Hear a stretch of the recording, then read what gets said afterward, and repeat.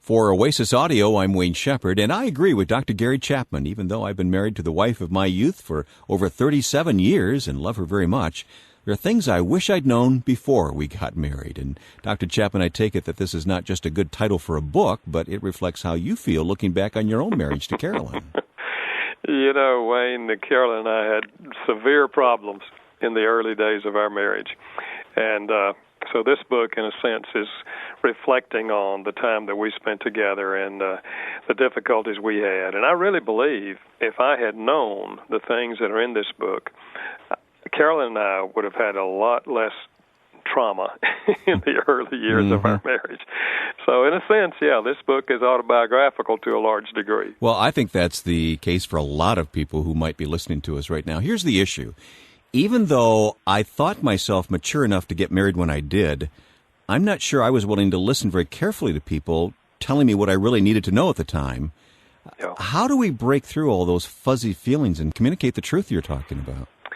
Well, to be honest with you, it's difficult because when a person is in love, you know, they're caught up in the euphoria of that in-love experience. They tend not to listen to what friends say. You know, if a friend sees a flaw or a difficulty and they bring it up, we tend to rationalize and say, well, you know, I hear you, but that we'll work that out. That's not really important. And we tend to brush those things aside. So one of the things I'm hoping is that many individuals will actually hear this book and read this book even before they make the decision to get married, because it may help them, you know, decide to marry or not to marry. And, of course, those who have made the decision to marry, I really believe it's going to help them if they will talk about these things. It's going to help them make a transition from the euphoria into reality. Yeah, so this is kind of like a pre-marriage counseling book, right? Well, it is. Actually, I could see people reading this book who are just dating, you know, just beginning to date, or even people that aren't dating anybody, who just says, you know, someday I want to get married. What are the kind of things I should be thinking about and looking for? I think it will help singles in all categories and all stages on the road to getting married. So, yeah, I hope it's a book for engaged couples, but I hope it'll also help individuals before they get to the point of engagement. Now, you may not want to break the book out in front of your date on the first date or the second date. You might scare them away, you think? Yeah, that's right. I think you read it for yourself. You begin to reflect on these things. It will give you some ideas on the kind of conversations you need to have in a dating relationship. So you can really learn how to, you know, relate to the other person in a very positive way. And I think at some juncture, you know, if you begin to think seriously about getting married, then, yes, you bring the book off the shelf and you say, you know, there's a book that I read one time that was helpful to me. You bring it out, and then you work through these chapters and discuss them with each other. All right, I can envision that it's mom or dad or grandpa or grandma or that favorite aunt or uncle who's so concerned that they want you to read this book before you get married. How do we present a book like this with all of its great content? How do we introduce it to someone who, you know, is all in love and is all caught up in the wedding plans? Well, I think one way would be to be honest with the young couple, whether you're a parent or a grandparent or a friend, and just say, you know, obviously we don't discuss this a lot, but your grandma and I had some problems in the early years of our marriage, and we ran across this book, and what he says in this book is really what we felt, you know, looking back on our marriage. And we just thought you might really like to read this and discuss it with each other. Chances are, since you've been personal with them, they'll take it seriously. You know, Wayne, I find that a lot of couples will spend far more time discussing and planning for the wedding than they do planning and discussing the marriage. And consequently, I mean, the wedding's over in a day, you know. The marriage is going to last a lifetime. At least we hope it will. So what I am saying in this book is, you know, let's prepare for the marriage. I'm not going to give you any help in this book on preparing a wedding, okay? You can do that on your own. But I do want to give you some help on how to prepare to be married. Yeah.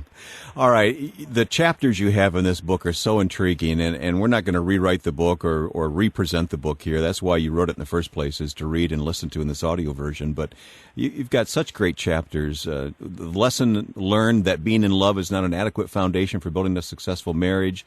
The romantic love has two stages. What about this chapter, though, that toilets are not self-cleaning? You devote a whole chapter to that, Gary? Well, couples seldom ever discuss who will clean the toilet. Consequently, 6 weeks into the marriage, they wake up one day and he says to her, honey, the toilet is dirty. And she said, yes, I was wondering when you're going to clean it. Clean it, me? But the chapter obviously deals more than simply with that one issue. It's trying to help couples discuss who will do what once we're married. There's a lot of things to be done after you get married. Somebody's got to buy the groceries, somebody's got to cook, somebody's got to wash dishes and vacuum floors, and on and on and on we go. And couples often don't discuss those issues. They just think, she thinks, I'll do what my mother did. He thinks, I'll do what my father did. But they had different fathers and mothers. They have different ideas of who's going to do what. So I'm trying to help them in that chapter before they get married to discuss those things and to think in terms of what are the guidelines that help us make those decisions. And I think that chapter could be very, very helpful to couples who are contemplating marriage. Well, it also illustrates that you can approach this on a humorous level. I mean, it's deadly serious, obviously, in so much of this, but humor comes into play in a marriage as well, and you model that right in this book. Well, one of the things I really felt, Dwayne, as I started to write this book is that most couples are not going to go through a heavy-duty, deep, study about marriage before they get married. Now, a few will. But I believe that there's thousands out there that are getting married with almost no preparation. So I wrote this book for the average person, and I wrote it in such a way, as you say, with a little humor along the way, that will engage them, but it will engage them in serious conversation about issues that are extremely important in the marriage. So that's what I'm hoping to do, is to catch those couples who maybe even feel like they don't need any help. But if they start reading the book, they will say to themselves, hey, this is good. We need to talk about this. Yeah. That's what I hope is going to happen. Where were you 37 years ago, Gary? Yeah, I hear you. I really wish I had this information before we got married, which was more than 37 years ago. Well, you also talk about how to solve disagreements without arguing, apologizing is a sign of strength, forgiveness in marriage, handling money, sexual fulfillment, marrying into a family when you marry a spouse. Spirituality is more than just going to church. So these are all just very practical things to think about.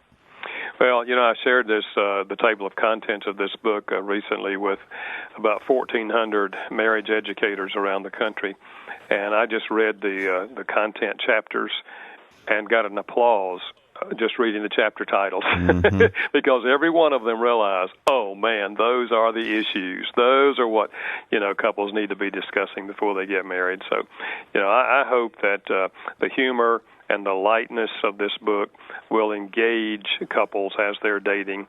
It will help many of them to decide either to marry or not to marry. It'll help those who decide to marry, go into marriage much better prepared than if they simply had, just operated on love. Sure. Well, we're very excited about this book, Things I Wish I'd Known Before We Got Married. But of course, it's built on a foundation. That foundation is Scripture. And it's built on the foundation of your previous work, the 5 love languages, and I know that has to come into play here, too. Yes, we do. I incorporate that in one of the chapters because I think that's a key issue. We have to learn how to go from the in-love euphoria to the more intentional stage of love, which requires that we learn the other person's love language and how to express love in a language that will speak to their heart, that will make them feel loved. So, yeah, I don't know that I could write a book without including something about the 5 love languages because it's so central to the emotional climate of a marriage. And I'll point out that that's also available from Oasis Audio as an audiobook, The 5 Love Languages. So another great book from Gary Chapman. By the way, when you and I were talking recently about the 5 love languages, you said that sometimes people feel like they have an extra one they've invented. Yeah. Well, one guy told me he thought chocolate was the sixth love language. I said, well, that's either a gift, or it's an act of service. If they made the chocolate, it's an act of service. And one guy told me that his wife told him that shopping was the sixth love language. I said, well, that's likely quality time. She wants to do something with you, So it's been interesting. That book has been out now, of course, for a long time and has sold over 6 million copies and been translated in 39 languages. And even though people have come back to suggest those kind of things, no one has come back with one that, in my mind, doesn't fit as a dialect within one of the 5 languages. So yeah, they're just variations on a theme, aren't they? Right, yes. Well, Gary, we're going to make great use of this book, Things I Wish I'd Known Before We Got Married. And I urge people to check out your website, GaryChapman.org. You'll find out about this book, the 5 love languages, his radio program, Building Relationships, and much more. GaryChapman.org. Gary, thank you very much. Well, thank you, Wayne. For Oasis Audio, I'm Wayne Shepherd.